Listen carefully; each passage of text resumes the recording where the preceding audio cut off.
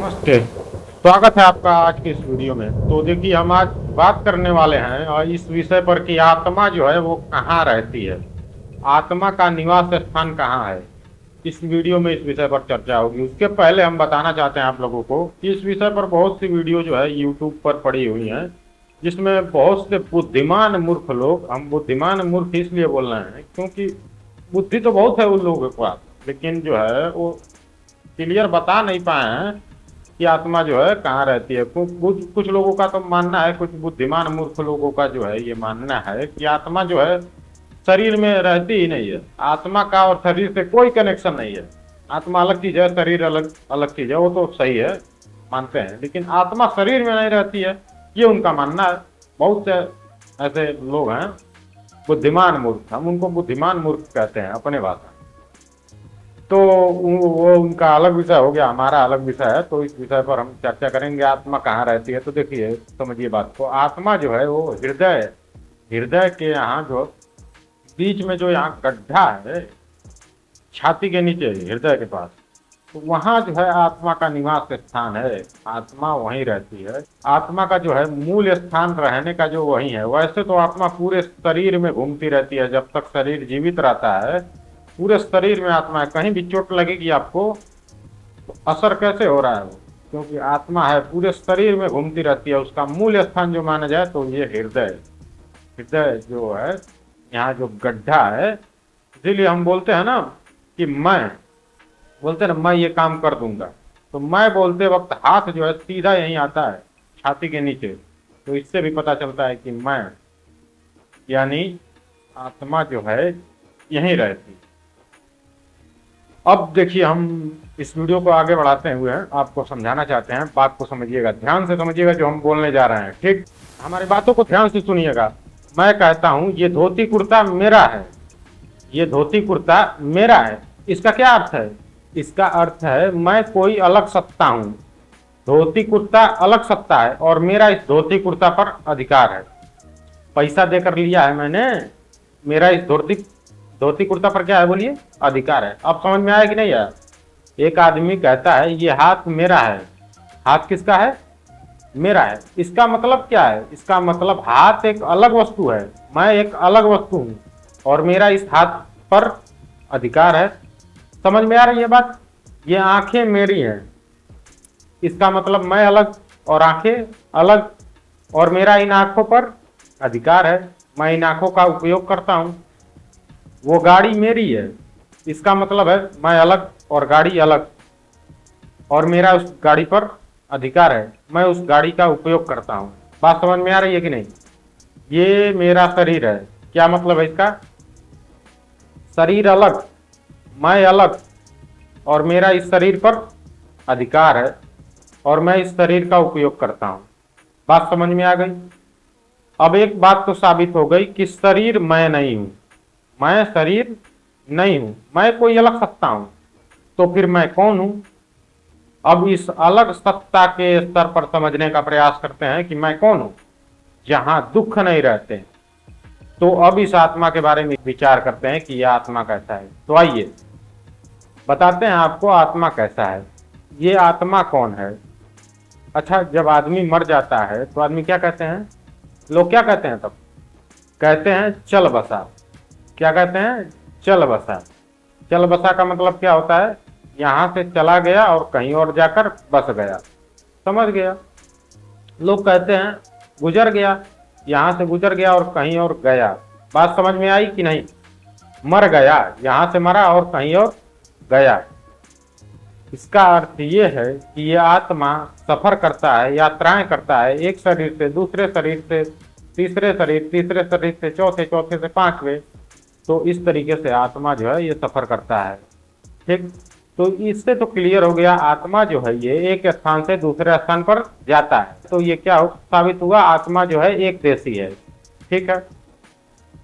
आत्मा क्या है? एक देशी है, सर्वव्यापक नहीं है। अगर सर्वव्यापक होता तो इसका एक जगह से दूसरी जगह जाना संभव नहीं होता। जो सर्वव्यापक है उसे आने जाने की आवश्यकता नहीं है। जैसे आपके भीतर मैं मौजूद हूं क्या? हूं क्या? नहीं हूं।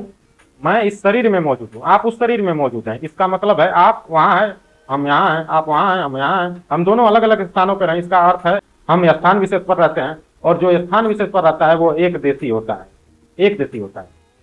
अब ये एक देशी रहता कहाँ है, ये प्रश्न है। ये एक देशी रहता कहाँ है, ये शब्द प्रमाण से बता रहे हैं।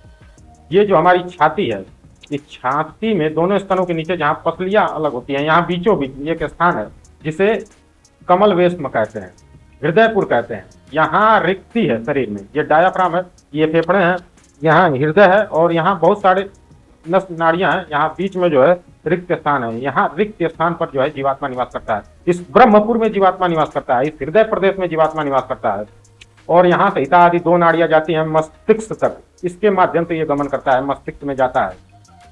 जब आप जागृत अवस्था में रहते हैं, जैसे आप अभी जाग रहे हैं, ये वीडियो देख रहे हैं, तो जागे हुए शरीर में आप इस स्थान पर हो, शरीर में, ठीक है। ये आपका कार्यालय है, यहाँ आपके 4 कलर का काम करते हैं। इन 4 कलरकों के नाम है मन, बुद्धि, चित्त और अहंकार।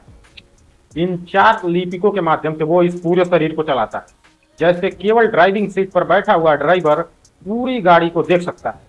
आजकल तो वो 360 कैमरा आ गया है ना गाड़ी में, और सारी गाड़ी को वहीं से कंट्रोल किया जा सकता है। तो जैसे वो पूरी गाड़ी को एक जगह बैठकर कंट्रोल करता है, उसकी तो क्षमताएं फिर भी कम है, इसकी क्षमताएं बहुत ज्यादा हैं।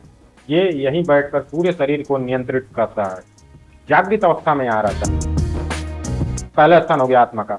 अगर आप लोगों में से कोई सो रहा होगा, देखिए एक सपना बताते हैं आपको।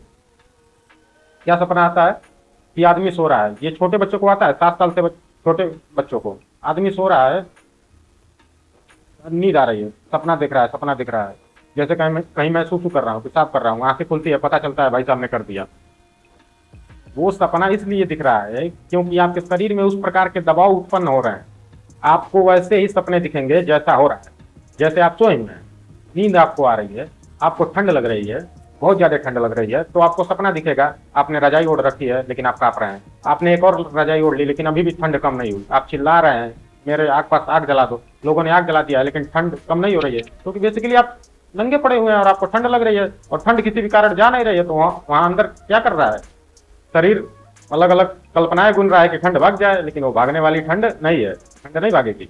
इसीलिए हम स्वप्न देखते हैं, और जब हम स्वप्न अवस्था में होते हैं तो उस समय आपका ये आत्मा जो है इस शरीर के भीतर, इस कंठ में रहता है, ठीक है। और जब आपकी समाधि लगती है, जब आप अत्यंत गाढ़ निद्रा में होते हैं, गहरी निद्रा में। गहरी निद्रा कैसी होती है, गहरी निद्रा ऐसी होती है कि आप सोएं और बहुत देर बाद जागें, लेकिन आपको लगता है मैं अभी सोया हूँ, अभी सोया था, और उठकर ऐसा लगता है अरे बाप रे सारी थकान मिट गई, और आप बैठकर किसी से बताते भी हैं आज तो कमाल की नींद आई, मजा आ गया, कहते हैं कि नहीं। तो ऐसी जो गाढ़ निद्रा होती है, इसी गाढ़ निद्रा जिसमें कुछ पता नहीं चलता, ऐसी गाढ़ निद्रा में और समाधि की अवस्था में हम यहाँ ब्रह्मपुर में रहते हैं।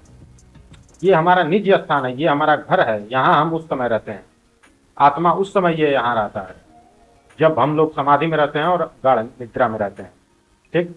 तो इन 3 स्थानों पर आत्मा जो है निवास करता है, रहता है, ठीक।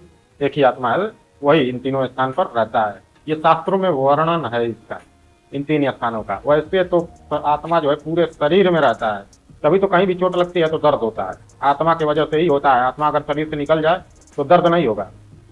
मृतक शरीर को कुछ भी कीजिए उसको कोई असर नहीं पड़ेगा। इसका मतलब क्या है, कुछ तो है उसके अंदर जो उस पर असर कर रहा है। जैसे कार चल रही है तो ड्राइवर उसको चला रहा है, ड्राइवर कार से निकल जाए तो कार बंद हो जाएगी, चलेगी नहीं। इसी प्रकार से ये शरीर जो है ये चलेगा नहीं अगर इसमें से आत्मा निकल जाए तो ये शरीर का जो है ये ड्राइवर है आत्मा, और इस शरीर में ही रहता है। तो जिन मूर्खों का मानना है कि शरीर में जो है आत्मा नहीं रहती है, उन मूर्खों से हम ये कहना चाहेंगे कि थोड़ी बुद्धि लगाओ और समझो, पढ़ो, स्वाध्याय करो थोड़ा, तब समझ में आएगा। उसके बाद से जो है समझाना, राय देना। जो लोग बैठकर ये जो है राय दे रहे हैं ना लोगों को, बुद्धिमान मूर्ख, हम उनको बुद्धिमान मूर्ख बोलते हैं। तो इन लोगों के जाल में मत फंसिए, और जो है सत्य है उसे स्वीकार कीजिए। जो सत्य है, प्रमाणों से आधारित जो बात है उसे स्वीकार कीजिए। सत्य को ग्रहण करने और असत्य को छोड़ने में सर्वदा उद्यत रहना चाहिए। तो सत्य को पकड़िए, गलत को छोड़िए। जो लोग भी समझाते हैं, कहते हैं शरीर में जो है आत्मा नहीं है, मूर्ख हैं, बुद्धिमान मूर्ख लोग हैं, ठीक है। सब चीजें तो जानते हैं क्या सही है क्या गलत है, लेकिन ये चीजों को नहीं जानते हैं, और वो बहुत बड़े बड़े दार्शनिक बने बैठे हैं लोग। देखते हैं, हम भी वीडियो देखते हैं लोगों का, जो है अपनी अपनी जो है राय देते हैं, बताते हैं क्या जो बुद्धि है जितना उतना बताते हैं, हम भी देखते हैं लोगों को, लेकिन अब क्या किया जाए, जो जिसको जितना जानता है वो बताता है। तो आत्मा जो है शरीर में ही रहता है। अगर कोई कह रहा है कि शरीर से बाहर रहता है कहीं और, आत्मा अलग है शरीर अलग है, ये ठीक है, आत्मा अलग है शरीर अलग है, लेकिन शरीर में ही आत्मा रहता है और कहीं नहीं रहता है, इसे नहीं स्वीकार करते हैं। बहुत से ज्ञानी लोग बैठे हैं, देख रहे हैं वीडियो, उनकी मिलियन में 20-20 मिलियन 30-30 मिलियन ऐसे ऐसे व्यूज जाते हैं उस पर, लेकिन बुद्धि कुछ नहीं रहती है इन लोगों के अंदर। तो यह आपको वीडियो समझ में आया हो, सच्चाई कुछ जानने को मिली हो, तो इस वीडियो को है जो है अपने दोस्तों के साथ भी शेयर कीजिए, परिवार के साथ शेयर कीजिए, कि उनको भी पता चले सत्य क्या है आत्मा के बारे में, आत्मा कहाँ रहती है। और जो है पाखंडी गुरुओं के चक्कर में ना पड़िए, ठीक है। और ये आपका अपना यूट्यूब चैनल है गुरुदेव ओम हरिओम, इसको जो है सब्सक्राइब कीजिए, ताकि हम कभी भी नेक्स्ट वीडियो डालें। बहुत से ऐसी वीडियोस आएंगी जो आपके लिए आवश्यकता है, आध्यात्म से जुड़ी बहुत सी वीडियोस आएंगी, तो चैनल को सब्सक्राइब कर लीजिए। मिलते हैं फिर किसी नेक्स्ट वीडियो में, तब तक के लिए धन्यवाद। और अगर आप जानना चाहते हैं कि ईश्वर कौन है, ईश्वर है या नहीं, ईश्वर है या नहीं, तो अगर जानना चाहते हैं ईश्वर है या नहीं, तो एक वीडियो यहाँ लग रहा होगा, इसे आप देख सकते हैं। इसमें हमने प्रूफ किया है ईश्वर है, ईश्वर है, इसमें हमने प्रूफ किया है। साइंस वालों का मानना है कि ईश्वर है जैसी कोई वस्तु नहीं है, संसार अपने आप बन गया, बिग बैंग हुआ, धमाका हुआ और संसार बन गया। धमाके से कोई चीजें बिगड़ती हैं कि बनती हैं, पहले तो ये सोचना है। तो बुद्धिमान मूर्ख हम बोलते हैं। तो ये वीडियो देख सकते हैं आप लोग। धन्यवाद। ओम।